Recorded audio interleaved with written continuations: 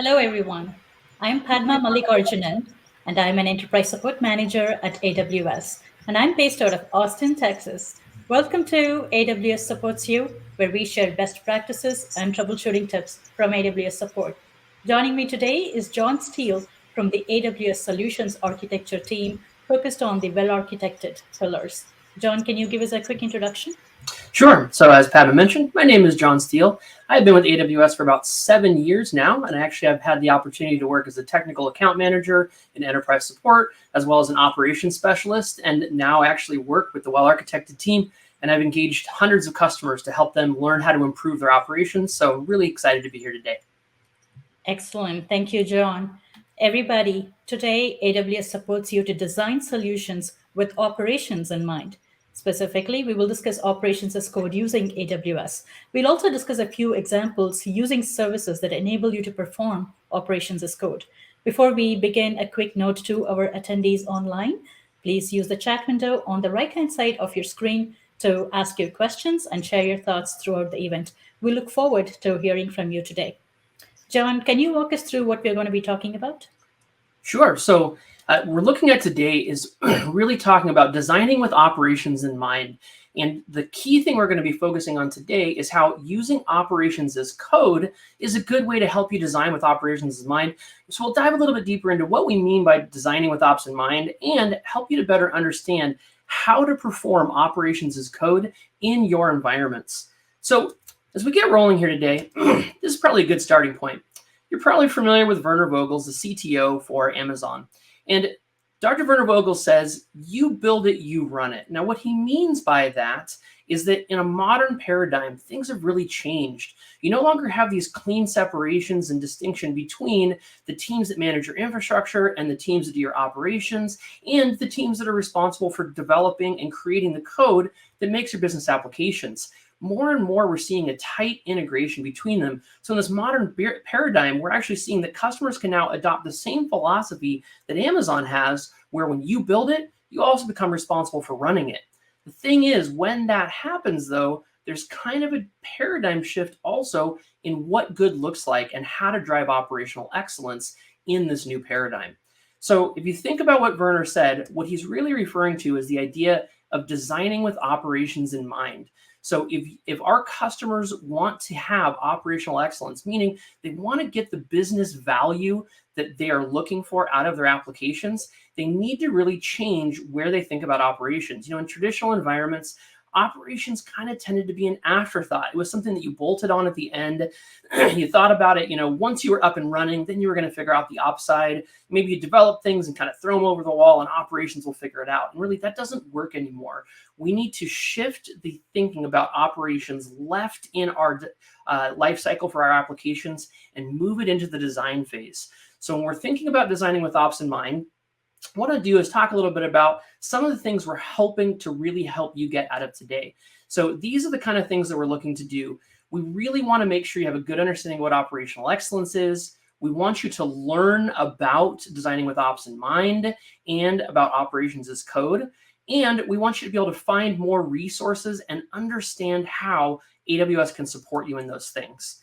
So what we're going to do is we're going to jump in and talk quickly about well-architected. So as Padma mentioned, I am from the AWS well-architected team. Well-architected was founded in this idea that we want customers to be able to look at the workloads that their teams are building and answer a simple question. Are you well-architected? Now, hopefully, most of you would want to answer that question. Well, yes, of course. We've got smart people, good teams, great technology, the best of intentions. But the challenge is, as we start diving a little deeper, and especially looking at things like operations, how do you ensure that operations are going to be effective? How do you make sure your environment's secure, that it's reliable, that it's performant, efficient? How do you make sure that it's cost optimized? Maybe that question gets a little bit harder to answer. So that's really where well-architected came from and where we're starting from today as we dive into this conversation. So when you look at well-architected is not just some checklist exercise, something that you go through and you think about after a workload is built. We really want customers to apply well-architected as a mechanism for their journey.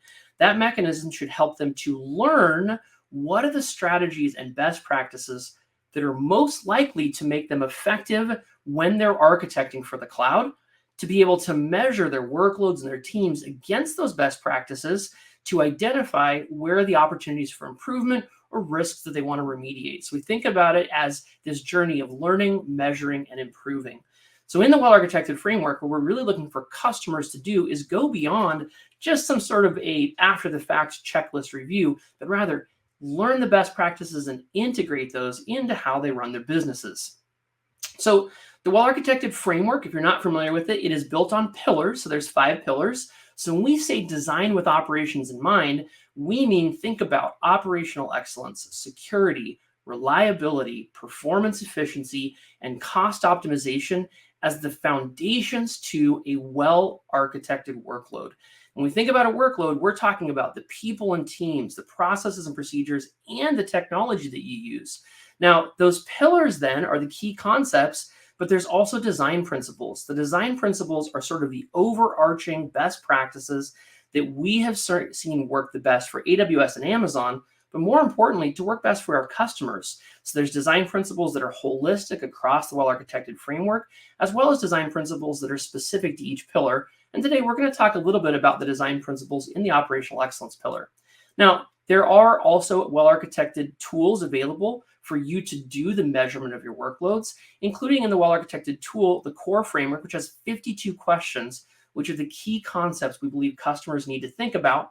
And then each of those questions has best practices. Now, keep in mind, these best practices are not some kind of rule that AWS is saying this is the way you must do it right. Rather, those best practices are what we have seen lead other customers to be the most successful when they're operating in the cloud.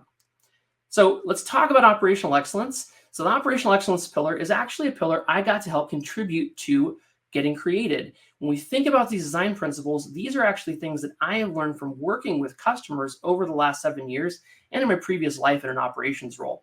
So we're going to talk through these design principles briefly. Now, you should see the first one is perform ops as code. Perform operations as code is what we're going to focus on today. But we also have make frequent, small, reversible changes, refine operations procedures frequently, anticipate failure, and learn from all operational failures. So we can talk a little bit deeper on these design principles, but the key is these design principles represent what we really think is different. We talked about how Werner Vogels has kind of represented there's a new paradigm to the cloud. Well, if you think about the way that it used to be, most of the changes in traditional environments were made by humans. There were runbooks they would use, but those runbooks were probably out of date. And it was really easy to become focused on technology metrics instead of on business outcomes. And then also, because the changes we made were very difficult and risky, it means we tend to make those changes a lot less often. So that also means it was very difficult for us to simulate failure and be ready and practice failure and to take time to extract learnings from those failures. That made it very difficult for us to actually learn from failures. Consistent failures would happen over and over again. And we spent all of our time in firefighting. So the cloud represents a new paradigm because you build it, you run it. If you apply these design principles, we've seen this as more likely to make customers successful. So if you want to learn more about this, there are going to be some links posted in the chat that will take you to the operational excellence pillar well architected. But for today, we're really going to zoom in on just this first design principle, performing operations as code. So let's talk about operations as code. Now, operations as code, a lot of times when people hear this, they think, oh, so when you say operations as code, you're talking about infrastructure as code, right? I've heard of that. And that is a part of operations as code, but we want to think much larger than that. So while operations as code does include infrastructure as code, it actually has a much larger benefit and focus. So it doesn't include just your infrastructure deployment. Operations as code means all of your operations activities, things like provisioning, orchestration, config management, change management, incident management, compliance. Everything that you would do as an operations team can all be codified. Now, codifying, a lot of times people get to the next point and think, oh, well, this is about automation then, right? I should codify it all so I can just automate operations away. Well, yes, it can help you to automate, but operations as code is not just about automation. In fact, when we talk about automation, automation is the end state that can be supported and delivered by codifying your operations, but it's not necessarily where you start. In fact, we really want to make sure that people think about when they're automating things that you need to be able to test and ensure you know how things will perform in production before you automate them, because there's nothing better than applying automation and being able to now break your stuff at extremely high speed at very large scale. So automation is good, but automation is an end state. It really is supported and starts with operations as code. So what is operations as code really about? Well, operations as code is essentially looking at the way you code your applications. So you have all these great things that we've gotten from the engineering discipline around building applications. So you think about the things you can do for your application environments. You have the ability to codify things, to do code check-ins, do code reviews, to do team coding, to have version controls. All of that applies to creating application code, and that engineering discipline is great. With operations as code, it means we apply that same methodology to all of our applications and our infrastructure and our operations activities. So what are the implications of doing that? Why would you want to do that? Well, really, by codifying your operations, it means that you can script your operations procedures so you can ensure that the results from those ops procedures are tested, known, reliable, and consistent before you perform them in production. It also means that then, once they've been codified, you can actually trigger them automatically in response to events. Because the problem with most operations activities in the old paradigm is they're being run manually by humans. So if you don't codify your operations, there's a higher risk of human error or inconsistent responses to events. So when we think about the benefits, really, it's going to give you consistency so that you know what the outcomes are going to be. You're going to have lower operational overhead, which will ensure that instead of having to manually type things out or figure out on the fly, codified operations are a lot easier to get to and quicker to run consistently. It's going to reduce your risks because it means that you've tested those procedures before they're run in production. And so people don't have to scramble to figure out what the right thing is to do because it's already been codified for you. It also reduces risk because if you treat these operations activities as code, you can have the same level of discipline that you do for application code. So you can do code check-ins and code reviews and keep your operations procedures up to date. The best part about it is all those things together give you the opportunity to experiment. And experimentation is the key to truly innovating. That's how you actually unlock all the benefits that the cloud can give you, is through experimentation. That's the benefit of ops as code. So before we jump in to really dive more into ops as code, we should talk you through a couple of the use cases we see where you should apply this ops as code mentality. So yes, it does apply to infrastructure and deployment as code. You can think about actually making it so your entire application pipeline and all of the infrastructure can be deployed through a code-based methodology, and this is very common. But as well, you can use it for provisioning and orchestration. So when we think about provisioning means setting up an environment for first use, getting all of the applications that are necessary, the code structure, the supporting resources, and then orchestration is how do you actually make changes to that environment over time as needed. And then also we can use it to make sure that configurations of those environments as changes are made are kept compliant. So these are really our three big use cases we're going to talk through today. How do you do infrastructure and deployment as code, provisioning and orchestration as code, and configuration as compliance as code. Now, I've talked through a lot of concepts. What I'd like to do is switch over and ask, Padma's here with me. Padma, are there any questions from our attendees about any of the stuff that I've covered so far? Hi, John. Thanks for sharing your knowledge with us. There is a question here for us from the audience.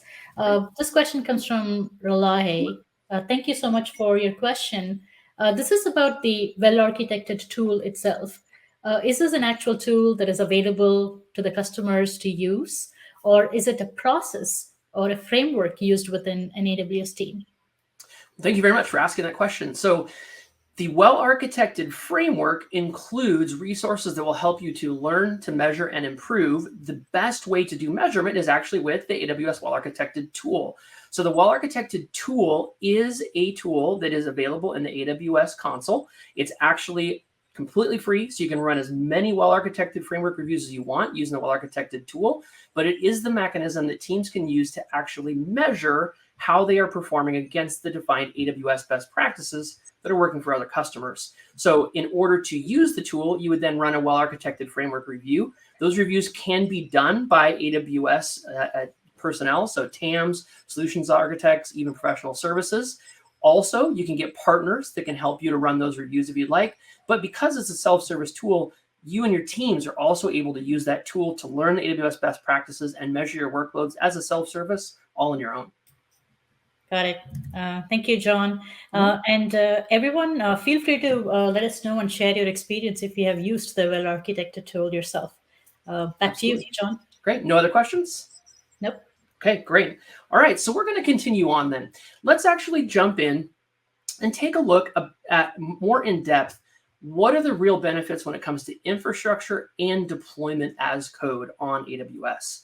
So when we're looking at infrastructure and deployment as code, there's a couple of benefits here. So the first thing is the ability to easily duplicate your environment.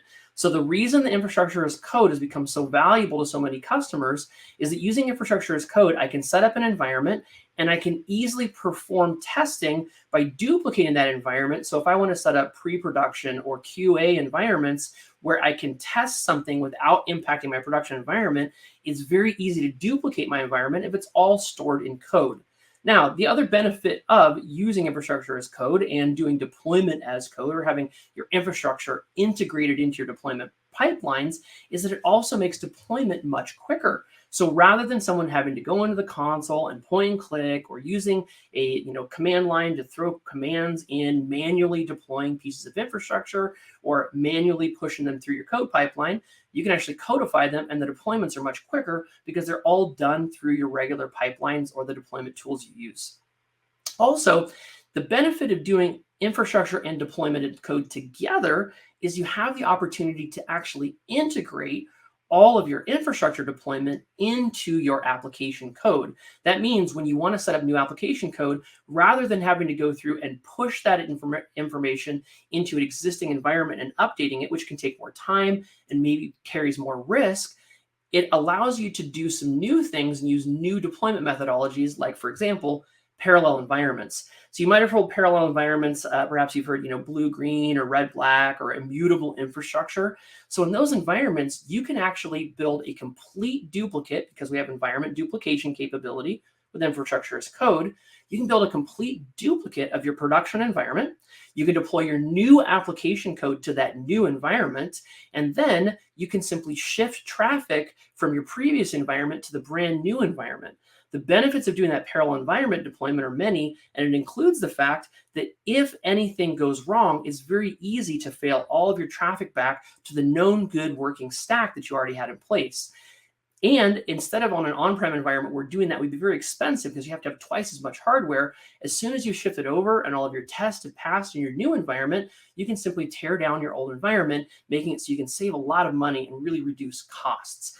It also makes it a lot easier to do large-scale testing at production scale, and makes it so that if there's any challenges, it's very easy to roll them back. So let's take a look at how you can actually do infrastructure and deployment as code on AWS. So here's an example. So we're going to talk about how to use AWS CloudFormation and the AWS code pipeline to actually build a blue-green deployment for a very simple web application. And in fact, if you take a look, there are links that should be posted there in the chat for you, where you can even look at some blog articles and labs where you can deploy something like this on your own so you can test it out. So let's imagine that we have an AWS cloud environment. This is our production environment, and we have a pretty simple web app set up. So we have an application load balancer. And that application load balancer has an auto-scaling target group. That's where my blue or version 1 code exists in Amazon EC2. And then I also have another ASG target group that's set up, which is where my green or my new environment is going to be built. What I can do is I can use my CI/CD pipeline, where I have my CloudFormation template stored in an S3 bucket, and I have AWS code pipeline set up. So using code pipeline and code commit and code build, I can set up my new application code. And once I've reviewed that, has passed all my tests, perhaps with a manual approval, I can then actually use code deploy to push that change out into my green stack, and then automatically shift the traffic from one ASG target group to the other ASG target group. And now, in the event that anything goes wrong, I have the ability to automatically flip my traffic back to the blue stack in case something doesn't work the way I want. So this is an example of how you would have the ability to do infrastructure as code and integrate that into your deployment as code using a deployment pipeline. So as I've covered this real quick here, this is a common model that we see a lot of customers apply in order to build CI/CD pipelines. I didn't talk about CI/CD, so I should just call this out in case anyone's not familiar with it. So continuous integration and continuous delivery or continuous deployment. CD is kind of used for two different terms, continuous delivery or continuous deployment. But now you can see in this model, I don't have just my application code being pushed out through that CI/CD pipeline. I actually have my entire infrastructure being pushed out that way as well. So what I want to do here is take a pause for a moment because we did cover a little bit more in depth what it looks like to do infrastructure and deployment as code and a model of how that would look. So I'm going to switch back over to Padma. Padma, based on what we have here, are there any questions that have come up from our audience about how to do infrastructure or deployment as code? I did not see questions from the audience. Everyone, John is our expert here on the well-architected framework. So please post your questions here.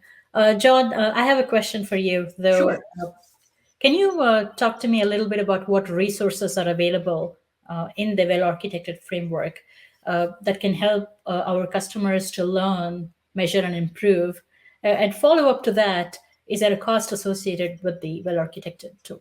Great. So we had the question about the well-architected tool, and as I mentioned, the well-architected tool, it is free to set up reviews in there. But as Padma asked here about AWS well-architected, what I want to actually refer back to is you're looking at this diagram that you see in front of you. So this diagram is actually based on something from the additional resources that are linked to in the AWS well-architected framework. So in the well-architected framework, we have links to a bunch of resources that can not just help you to learn what the best practices are, but to actually see examples of how do you really deploy solutions that are built on those best practices. So two key resources that I want to call out, and again, we'll make sure you have links for them. Out of the well-architected framework, we have the AWS Solutions Library, and the Solutions Library is actually a bunch of pre-built solutions that are either reference architectures or even complete CloudFormation stacks like the one you see here. So if you're trying to solve for something and you want to know what a well-architected example of that looks like, you can actually go to the AWS Solutions Library and see examples that are vetted AWS well-architected solutions to common challenge customers see. And if you run a well-architected framework review using the well-architected tool, if you have areas where you have best practices that are not in place and you want to improve, you might actually see links that will help guide you to those resources. One other thing that I want to talk about also is the Amazon Builders Library. It's a great resource. A lot of times customers will ask us, hey, that's a difficult or complicated, challenging problem. How does Amazon do that? So in order for Amazon to solve for those things, we've actually taken the patterns that AWS and Amazon use and published those in a builders library, which is another great resource. So, so I think that's all the time we have for questions now. Is that all right if we continue moving on, Padma? Sounds great. Back to you, John. Great. All right. So let's jump over into the next section. So provisioning and orchestration as code. So when we talk about provisioning and orchestration, I do want to take a brief moment here and actually ask that everybody think a bit about how they've heard these words before, because there is a little bit of a difference between provisioning and orchestration. So as I mentioned, provisioning, a lot of times CloudFormation and infrastructure as code is thought of provisioning, and that is one example of provisioning. But provisioning sometimes goes further than that, and provisioning means configuring an environment for first use. So a lot of times we think about, hey, I need to deploy an environment, and once I've deployed that environment, I also need to make sure it has all of the right dependencies installed, the right libraries installed, that everything is configured with all of the security groups and the rules and permissions. When we talk about provisioning, that's really what we want to think about. How do I set up an environment so it's ready to use the first time? Orchestration is a little bit different. Orchestration is how we think about the changes that occur over time in an environment. If I need to make changes to configuration, if I need to make changes to application code, that's really where orchestration comes in. So what are the benefits when it comes to getting an environment ready for first use or to tracking the configuration changes over time for doing provisioning and orchestration as code? So let's dive into these a little bit. So first, the biggest benefit is having codified runbooks. So if we go back and think about a traditional environments, I'm not sure how many of you come from an operations environment, but I will admit to being a recovering operations specialist. So being in operations environments, we know that traditionally when things broke, first thing we want to do is jump in and see, okay, what went wrong and how am I going to fix it? I pull the runbook off the shelf and I start going through following the standard step-by-step procedures, or maybe it's not well understood and I need to test it out and figure out how it works, so I need a playbook for that. But the problem is often as soon as we try to go fix those things, it turns out that the runbook's out of date. It's never been updated. It's 2 years old. It doesn't match the current application code. And I end up just kind of in, wild guess troubleshooting. So the benefit of having your codified runbooks is it means that you actually can have validated results. So if you treat your runbooks with the same discipline that you do your application code, it means you can test your runbooks when an environment changes. You can test the outcome of those runbooks, and you can validate that the results are what you expect. And in fact, you will see there's another design principle that is the top of the well-architected framework, and it's actually used across several of the other pillars as well. And that's the idea of running game days. So a game day actually means to test your people and teams, your process and procedures, and your technology before you go into production readiness. So by codifying your runbooks, it means if your team runs game days, you can actually test and validate as well as make improvements to all of your runbooks and playbooks. The other benefit, just like we talked about before, is if you've codified your operations, it means that there's less chance of human error. So most of you are probably familiar with this if you do come from an operations background. If you've ever had a problem in production before, the first question we always ask as op guys, first question, what changed? Who changed something? What did you change? And if you're like me, most of the time you go and you look through the logs and you figure, oh, I changed something. Well, the problem with manual changes is manual changes have the highest possibility for human error to be introduced.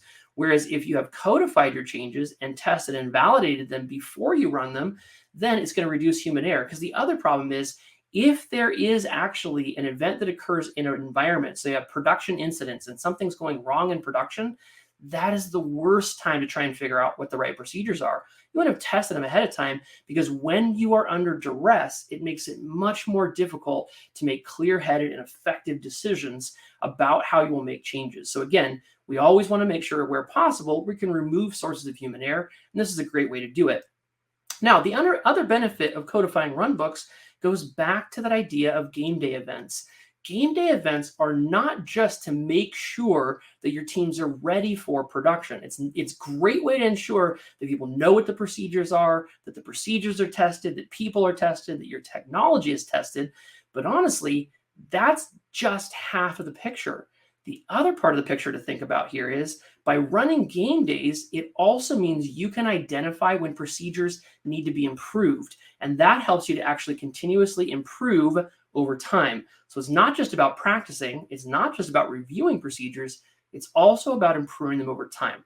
So let's skip over here and take a quick example of what it would look like to actually do provisioning and orchestration as code using some AWS resources.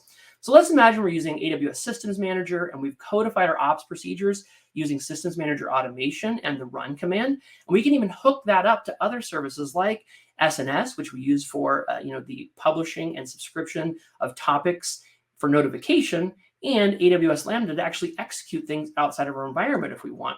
So again, we have a similar environment before. We have the cloud and a production environment with a VPC.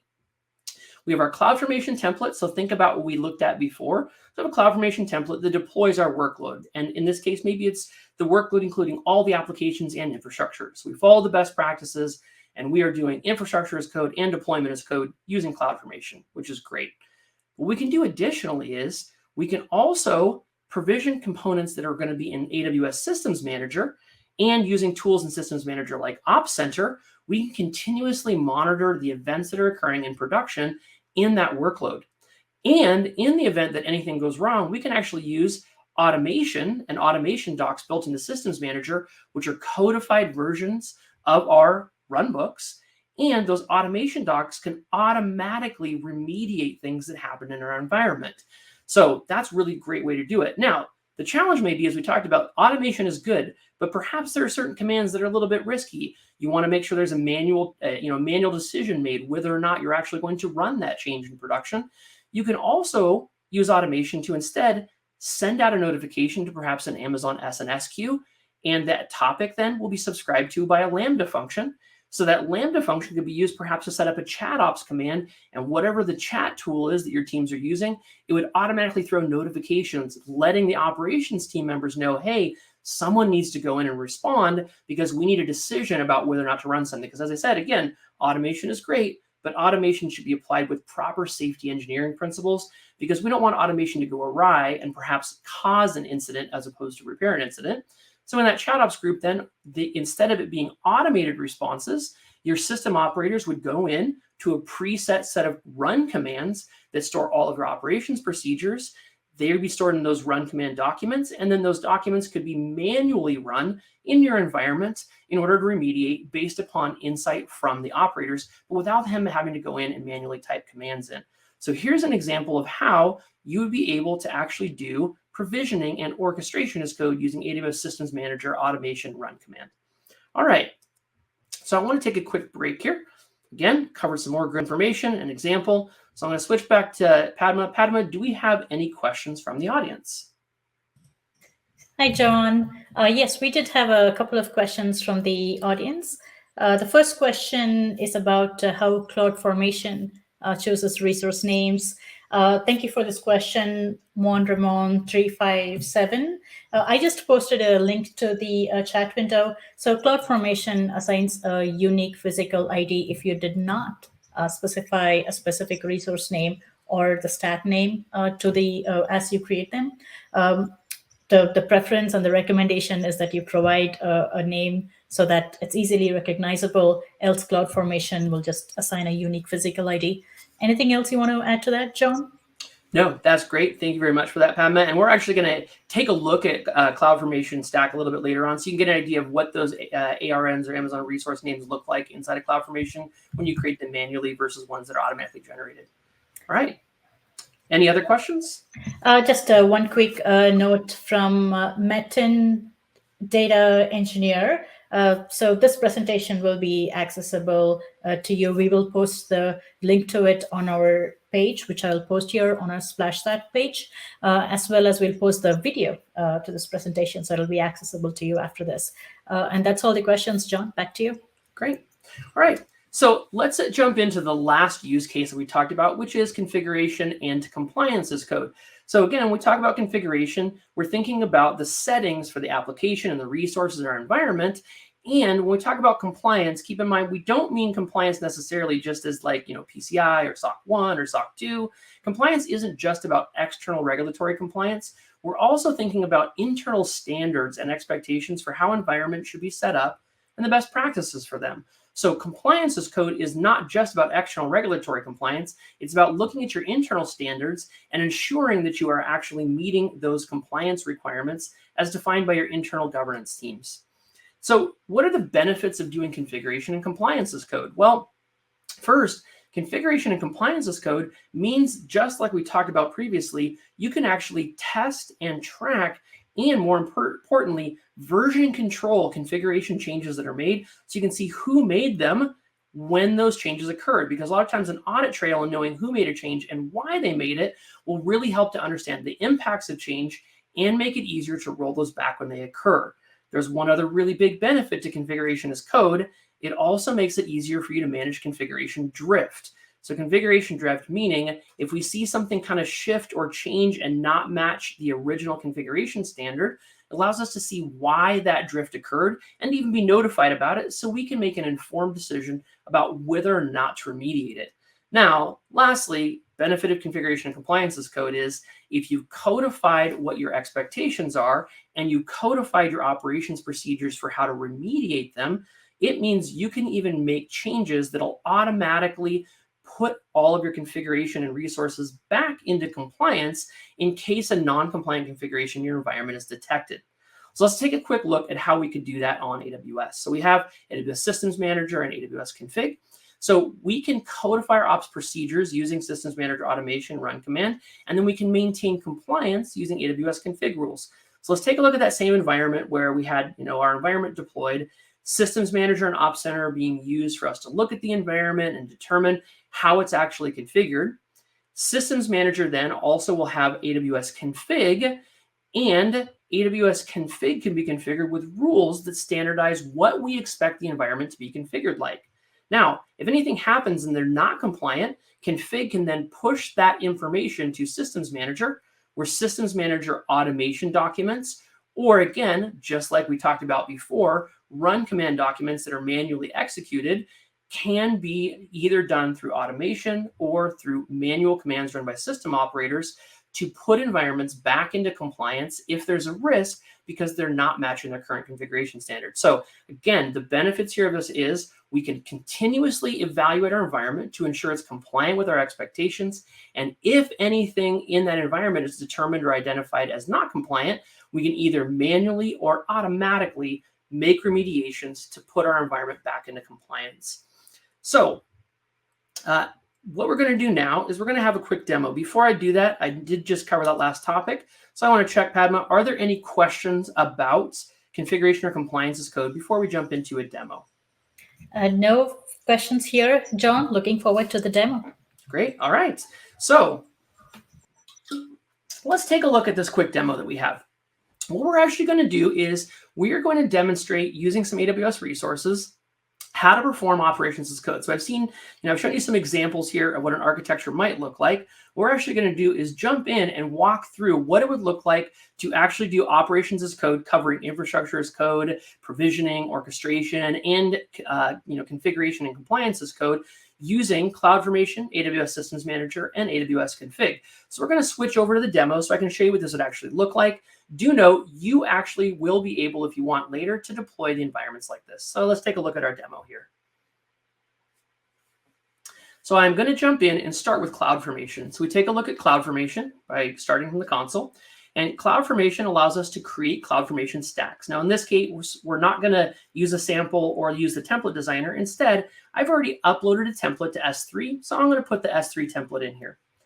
So when we view it in Designer real quick, I want you to see what this actually looks like. We'd answered this question before. So you can see when I configure my environment using infrastructure as code, these are all the resources that are codified in my CloudFormation template. It has all of my load balancers, my container application, all of the network configuration, and you can see it's all available here written as code.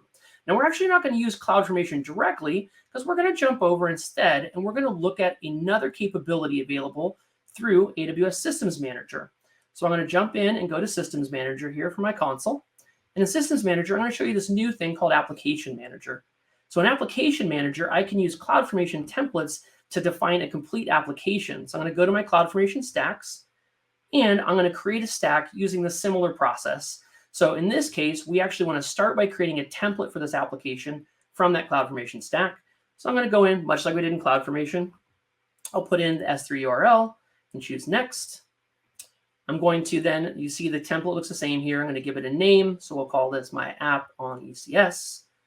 And this is the template we've created. And we're going to call this V1. It's our starting template. So you can see this is the CloudFormation template. It's exactly what we had listed before with all my resources. I am now going to create a stack from this template. So I'm doing two things here. So now I'm going to create my first stack. So I'll call this my first app, which is going to be a container stack. We can set up tags and we can set up permissions. We don't need to here, so we'll continue on. I can review what my environment looks like. I must acknowledge this is going to create some IAM resources, and then I start provisioning. So the provisioning of the stack is started. This is much like CloudFormation now. So you can see provisioning is in progress. If I go to the provisioning tab, this is just like what I see in CloudFormation. As I refresh here in the console, you can see resources being created. So what I'm going to do is actually switch over here to US West 2, where I've created an identical copy of this. Rather than waiting for it to provision the rest of the stack, we're going to take a look at what this exact copy looks like. So we've already completed it in this region. So I go back to Application Manager. You can see here I have my CloudFormation stack. And you can see this is the stack that had been used to deploy my first app. So we take a look at this app, and you can see these are all the resources that were created as a part of it. I'm going to actually demonstrate compliance as code now. So we have this security group here. This is the security group for my environment. So what I want to do is show you what happens when we do configuration and compliance as code. So here we have my security group. I'm going to go to the security group. This is the security group for the first app. And by default, it's configured around best practices. But we're going to violate our best practices here, and we're going to change the security group rules and drift away from the configuration state we started with. So what I want to actually do is go in, and I'm going to add a rule. I'm going to add that rule to allow SSH, port 22, and I'm going to open it to the entire world because I don't know where my operators are coming from. This is not a best practice. I am now opened up port 22 to the entire world. and I've made my configuration change. So I now have something that based on best practice is not in compliance. So we're going to talk about how can I actually remediate that and how can I be aware of it. So what I want to do is go back here to the console and we're going to jump into config. So we're going to use AWS Config to demonstrate compliance as code. So we get started. First thing I have to do is determine what resources do I want to look at. Instead of all, I'm just going to pick a couple of specific resources that are part of this application environment. So I have an EC2 instance, so I want to be able to look at EC2 instances. I also want to look at the EC2 security groups, the ones that we just changed. And because this is ECS, I want to be able to look at some of the ECS task definitions that are available. And then lastly, I also want to manage this all using operations as code. So I want to know when I have resources that are not managed by Systems Manager. Now you see you can create a bucket. I already have config established in this region, so I'm going to use my default config bucket. And that's where all of my tracking is going to go. So that's where the logs for this go. Well, now that I have set up what resource I want to manage, I also have to set up the rules. What are the rules I care about? So these are all the rules from AWS. So first thing I want to do is set up a rule that's really important to me about my ECS task definitions. I'm also going to go in and I'm going to add another rule where I can figure out if any of my instances are not managed by Systems Manager. So I'm not able to do ops as code against them. And I also want a rule where I can determine if someone has changed the security groups and maybe SSH is now open to the world. So those are the rules that I want to go after. So I've set these 3 rules up. I choose confirm. And now we'll see that AWS config is getting set up using those resources I've established and based upon the configuration rules. So now we're going to jump in. We're going to view the dashboard. So now that we're in the dashboard, you can see what the current status is of the rules. Now it takes a moment for the rules to run. So we're actually going to wait here a moment. You can see if I look at these rules or all of my aggregated rules across the account, it doesn't show any rules that are currently not in compliance. But after a moment, because of how this is running, you see I now have 2 non-compliant rules. I have an instance that's not managed by Systems Manager, and I have an instance that is actually allowing SSH to the world. So you can see these 2 rules. If I select them and then view the details, I can dive in and you can see I have a security group that's not compliant with restricting SSH access. And I can dive in and take a look here at this instance managed by Systems Manager. Let me view the details here. I have an instance that is not currently being managed, and I can see the instance ID. So I now have rules that are telling me that I have non-compliant resources. Now we could go fix this manually, but we actually have other ways to solve this. So what I need to do is, first thing, I am going to need the IAM assume role permission that I use to allow automation to run to solve these problems. So what I'm doing here first is I'm going to go into IAM and I'm going to find my automation service role. This is how I allow automation docs to run. So I need to copy that AWS resource ARN, and I'm going to use that to set up remediation. So I'm going to start with the big one that I already know is wrong. This is a big risk. I want to fix this. So I want to make this automatic. I'm going to set it so that it's actually going to run this remediation script at 60 seconds. And you'll see the actions here that are predefined. I'm going to use an AWS managed action to disable public access for the security group. I want to remove that public group. I only have 1 instance going to run on, so for now I won't set the rate limits, but I do need to set the group ID as my resource ID. And I paste in here the automation assume role that I grabbed from IAM, and I save my changes. So I have now set up automated remediation. So anytime someone sets up SSH to the world, config rules will run, they'll identify it, and then they'll use the automation doc to actually fix that. Let's fix the fact that we also have a little less important here, but still important to me. I want to fix this as well and get SSM to manage all my instances. So I'm going to go in and set the remediation. You notice I left it the default here for 60 seconds again. But in this case, I don't want to disable public access. I want to set it up as a managed instance. In this case, for the parameters, I need to change it so that instance ID is the resource ID. And you'll see that I have that automation assume role in there that I grabbed from IAM. Save changes. So we have now set up automated remediation for 2 really key rules that matter to us. Now you'll see I still have non-compliant resources. If I go up and refresh, you'll see it's actually run. And now I have both of those resources compliant. So let's dive into what actually happened here. How did this actually work? So we dive in a little deeper, we'll see that I have automation that is run, And that automation that was run was actually to go in and to remove the security group from the EC2 instances, or from the rules from the security group that were non-compliant. So we actually jump back over and take a look now. You'll see that only 2 rules succeeded because the other ones were not applicable to this particular case. But if I jump back to EC2, you'll see now that in EC2, if I open up the security group, the inbound rules no longer have that rule that does not meet my compliance standards. Now let's also take a quick look at how we can do automated remediation to make sure we can manage our instances with SSM. So we go back to Systems Manager, and in Systems Manager, I wanted to make sure that I'm actually managing that instance. So now when I go to my Fleet Manager, you'll notice the instance is now showing up in Systems Manager. So my remediation worked. I can manage it. What are the benefits of that? Well, let's look at this, for example. So I now have the ability to set up inventory so I can check all of the status of all the applications and configuration settings and the inventory of everything on that instance. So if I go through and use Systems Manager to set up inventory now, I will be able to actually pull in all the information about that instance. So now we're going to actually let the State Manager Association run, which pulls inventory from that instance. So if we look here in State Manager, we'll see there's a new inventory association from what I did. It's currently pending. So it'll take a moment to run. So now if I go back and look at my inventory, you'll see that I now have inventory for that instance. And if I had this run against multiple instances, I would see the inventory across all of my instances here. So in fact, now with that pulled, we have an overview here for compliance of all of our instances and compliance of the software on them. And in fact, I can go down to individual instances that I have run inventory on. We'll dive into the inventory in this instance.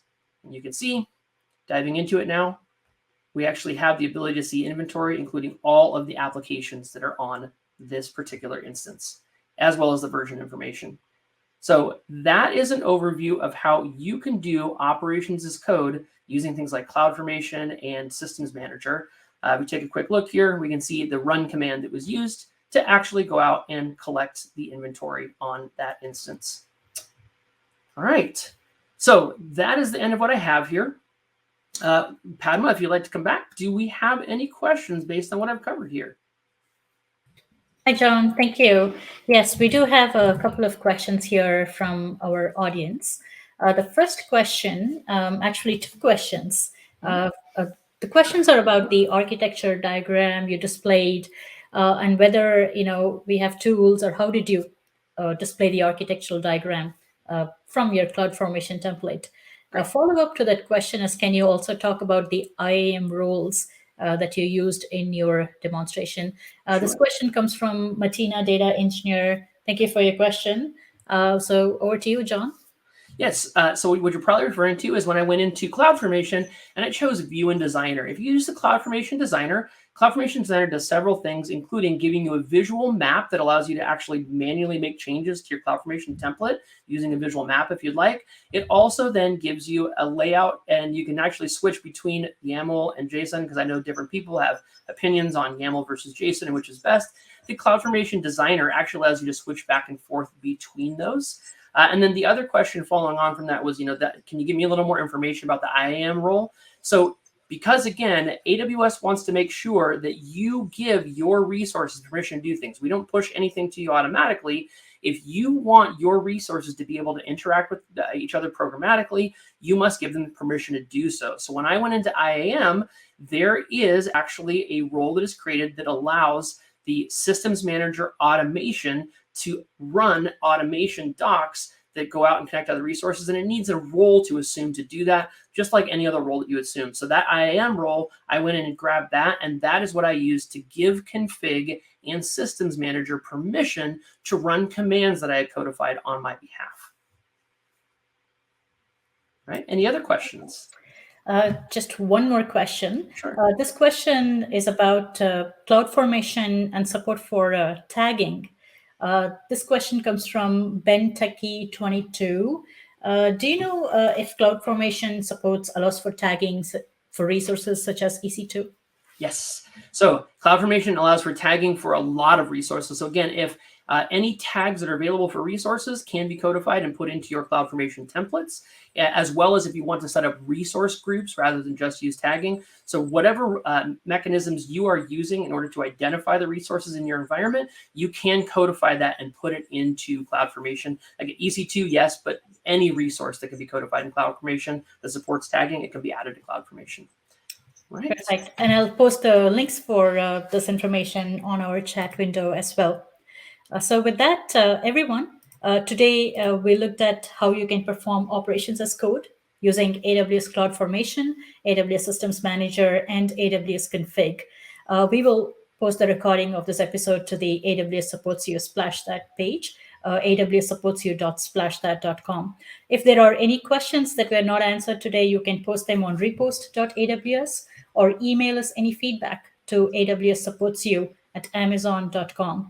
We look forward to hearing from you, and tell us what else you would like to see on this show. Thank you for joining us today at AWS Supports You, and happy cloud computing. Thank you.